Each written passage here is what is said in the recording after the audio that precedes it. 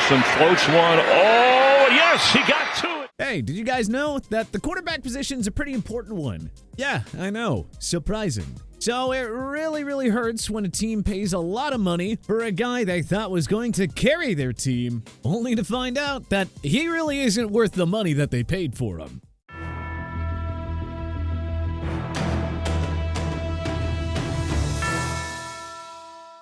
There's an easy case to be made that no single position in any sport is more important than that of a quarterback. There's a reason why teams have always had to pay top dollar to land a capable starting QB. But as all 32 NFL franchises have learned on at least one occasion, you don't always get the QB that you're paying for. So with that, let's dive into every NFL team's worst quarterback contract ever. Whatever it's called, we have to be able to go out there and execute it versus multiple looks, and I think that's what makes our running game. Arizona Cardinals, Sam Bradford. After Carson Palmer's retirement, the Cardinals panicked and handed off injured in 2010 first overall pick Sam Bradford a one-year deal worth $20 million in 2018 free agency. Bradford lost his 3 starts with Arizona, tossing just 400 total passing yards for 2 touchdowns and 4 interceptions. As a result of his struggles, Bradford was cut after just 3 games.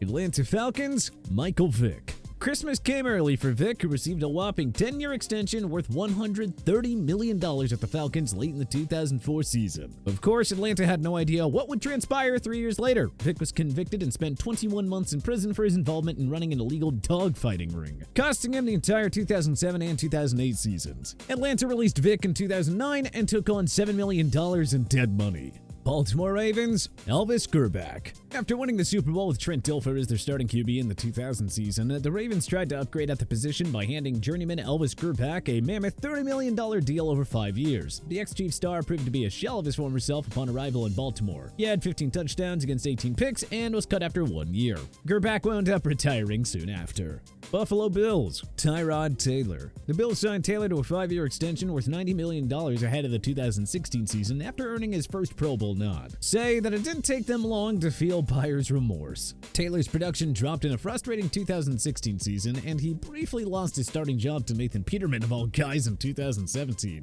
The Bills moved on from Taylor in the 2018 offseason and wound up finding their new franchise QB Josh Allen in the NFL draft. Carolina Panthers, Cam Newton. After guiding Carolina to a second straight division title in 2014, Newton was rewarded with a 5-year extension worth $103.8 million in the 2015 offseason. Newton won MVP honors and guided Carolina to a Super Bowl 50 appearance in 2015. 2 years later, he led them to an NFC wildcard berth, but that would be it for peak Cam Newton, who ended up struggling with injuries and consistency over his final 2 seasons with the Panthers. Newton was then released after missing all but 2 games in 2019. Chicago Bears, Jay Cutler. After the Bears narrowly missed the postseason in 2013, the front office gave scapegoat Jay Cutler a 7-year deal worth $126.7 million.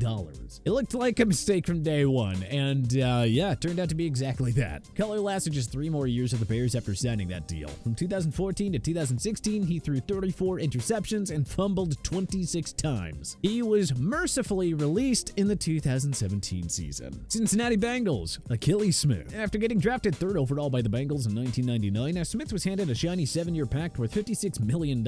And what did Cincy get out of that? Well, 3 wins over 17 total starts, 5 touchdowns, and 13 interceptions. Gross, we know. To nobody's surprise, Cincinnati released Smith in 2003. Cleveland Browns, Deshaun Watson. Despite his off-the-field legal troubles, the Browns were willing to look past that and handed Watson a 5-year, fully guaranteed $230 million deal after acquiring him via trade with Houston. Watson missed most of 2022 due to suspension and was worse than backup Jacoby Brissett when he returned anyway. He played 6 games in 2023 before suffering a season-ending shoulder surgery, yet the Cleveland offense functioned better following the late-season addition of Joe Flacco. Yeesh. Dallas Cowboys, Tony Romo. Romo was given a 6-year extension worth $108 million in 2013, despite another letdown of a year in Dallas in 2012. Romo made it only to 4 years of that deal, and the latter 2 were essentially wiped out due to injury. He led Dallas to the NFC East Division crown, but that was peak Romo in the duration of that contract. An injury led him to losing his starting job to rookie Dak Prescott in 2016. Romo was released and wound up retiring in 2017. Denver Broncos, Russell Wilson. After landing a Wilson via trade with Seattle in 2022, Denver handed the future Hall of Famer a 5-year deal worth $245 million. Wilson's first year in Mile High City was a colossal failure under rookie head coach Nathaniel Hackett. Though Wilson showed improved play under Sean Payton in 2023, it's pretty clear that he is way past his best before date and isn't exactly the franchise-changing QB that the Seahawks fans got to know and love for a decade. Detroit Lions, Scott Mitchell. In 1994, Mitchell signed a 4-year deal with the Lions worth $11 million. Now, that was a lot of money for a QB at the time. And, well, yeah, it didn't take long for Detroit to realize how clueless they were in giving Dan Marino's old backup so much money. In 5 years at the Lions, Mitchell went 27-30 as a starter, with 79 touchdowns against 57 interceptions. He lost both his playoff starts, throwing 1 touchdown and 5 picks in those games. Green Bay Packers, Aaron Rodgers. In the 2022 offseason, Rodgers and the Pack agreed to a 3-year extension worth $150.8 million.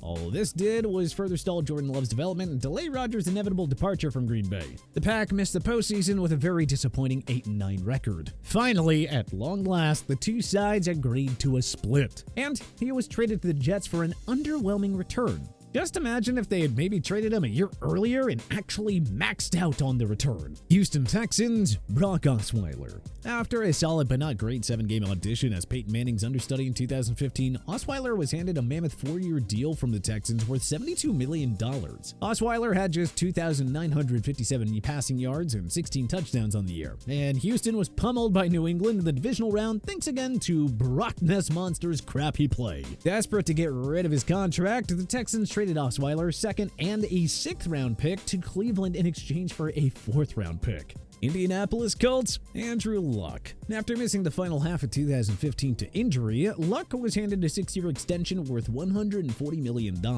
Luck started mediocre in 2016, missed all of 2017 to injury, then enjoyed a comeback player of the year winning campaign in 2018 after helping Indy to the playoffs. Luck shockingly retired a month before the 2019 season, however, leaving Indy with an $18.4 million charge in dead money.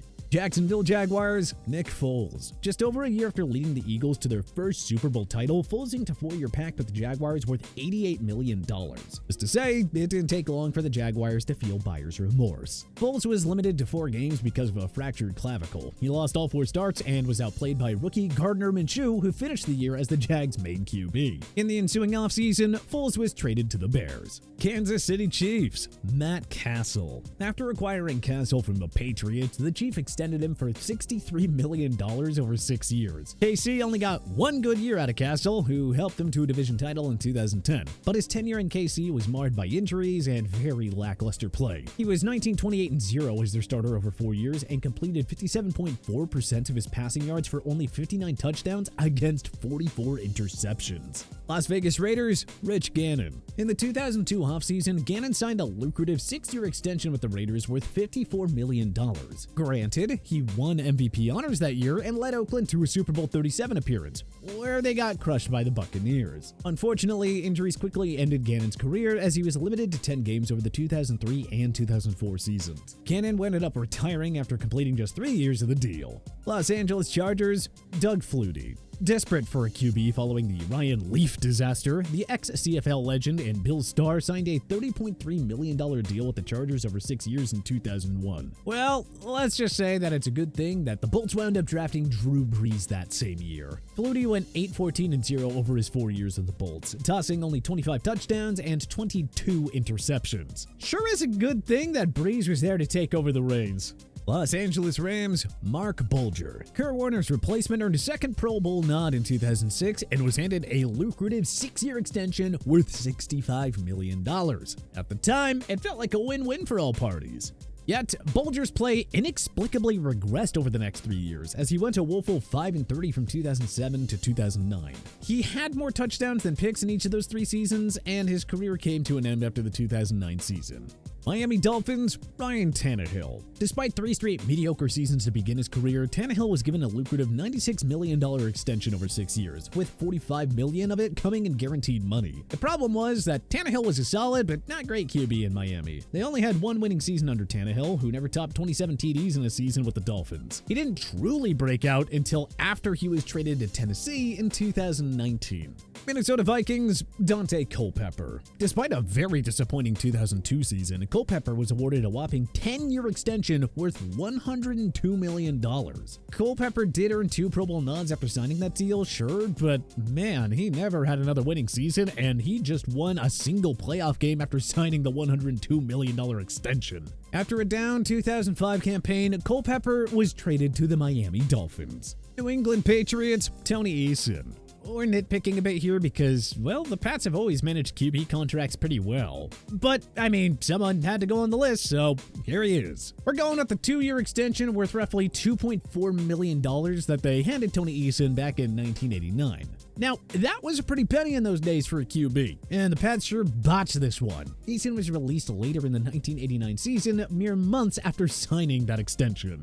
New Orleans Saints, Aaron Brooks. The Saints were pleased enough with Brooks' performance through just 2 seasons to give him a 6-year extension worth $36 million in the 2002 offseason. Problem was, Brooks was always a decent but not great QB. He went 9-7, 8-8, 8-8, and 3-10 over the 4 years of that deal before the Saints finally cut ties with him. They went on to sign Drew Brees in 2006, and, well, the rest, as they say, is history. New York Giants, Daniel Jones. After 3 garbage years to begin his career, Danny Dimes seemingly broke out in 2022 and led the G-Men to a surprise postseason appearance. Big Blue awarded him with a 4-year extension worth $160 million in the 2023 offseason. Jones lost 5 of his 6 starts in 2023 before suffering a season-ending ACL tear. A very painful reminder to the Giants that they grossly overpaid for a below-average QB.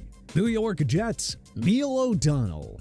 After leading the Steelers to a Super Bowl 30 appearance, a very ugly loss to the Cowboys, O'Donnell signed a lucrative 5-year deal with the Jets worth $25 million. What did Gang Green get out of that? Well, 8 wins, 12 losses, 21 touchdowns, and 14 interceptions. O'Donnell lasted just 2 years with the Jets before getting waived in the 1998 offseason. Philadelphia Eagles, Carson Wentz. 1 year after their Super Bowl 52 triumph, the Eagles let Nick Foles walk to free agency and opted to extend Carson Wentz for $128 million over 4 years. Well, Wentz imploded in a very miserable 2020 season and lost his starting job to rookie Jalen Hurts. Now, that swap worked out nicely for Philly, who wound up dumping Wentz to the Colts in a lopsided move for the ages. Pittsburgh Steelers, Kent Graham. In a surprise move, the Steelers signed journeyman backup Kent Graham to a $5.1 million deal over 3 years in 2000, hoping that he'd be a steady upgrade over Cordell Stewart. Graham started 5 games and had laughable numbers: 44.6 completion percentage, 878 passing yards, 1 touchdown, and 1 interception. The Steelers went back to Stewart and cut Graham after just 1 year. San Francisco 49ers, Alex Smith. A few months after going first overall to the 2005 NFL Draft, Smith got a lucrative 6-year rookie deal worth a ridiculous $49.5 million. Smith's first 6 seasons were largely derailed by injuries, missing the entire 2008 season with a shoulder injury. He had awful coaching and a very mediocre supporting cast to go with it. And Smith didn't finally put it all together until 2011, following Jim Harbaugh's arrival. Smith was putting together another solid year in 2012 before getting injured and losing his starting job to Colin Kaepernick. Seattle Seahawks, Matt Flynn.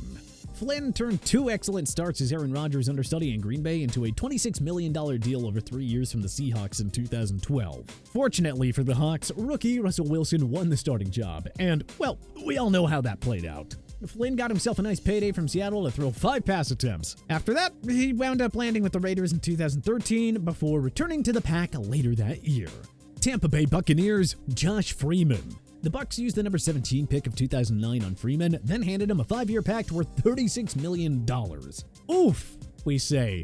Oof. Freeman had 1 good year for the Bucs in 2010, leading them to a surprise 10-6 finish while throwing for 25 touchdowns against only 6 picks. But that would be peak Josh Freeman, who went 24-35 as Tampa starter over 5 seasons with 80 touchdowns and 66 interceptions. Tennessee Titans, Ryan Tannehill. After leading Tennessee to a very surprise AFC title game appearance in 2019, Tannehill was handed a 4-year extension worth $118 million. The Titans even passed up on pursuing free agent Tom Brady in favor of Tannehill. Now, yes, he led the Titans to consecutive AFC South divisions in 2020 and 2021, but golly, he just imploded in back-to-back one-and-done postseason outings. Tannehill eventually lost his starting job to rookie Will Levis in 2023. Washington Commanders, Jeff George. The first overall pick in 1990 enjoyed a mini-career revival with Minnesota in 1999, and he turned that into a mega 4-year deal with Washington worth $18.5 million. In what would be one of the first of Dan Snyder's many disastrous free agent signings, George made just 7 starts and lost 6 of them. He had 7 touchdowns and 9 interceptions, and Washington cut him in 2001 after just 2 awful outings. But what do you think is the worst quarterback contract in NFL history? Let us know in the comments section below. If you like this video and learned a thing or two, clicking the like button helps out a ton. And hey, we appreciate it. If this is your first time coming around to TPS though, subscribing is a great idea because we put out videos like this every single day. But as always, thanks for watching, and we'll see you guys next time.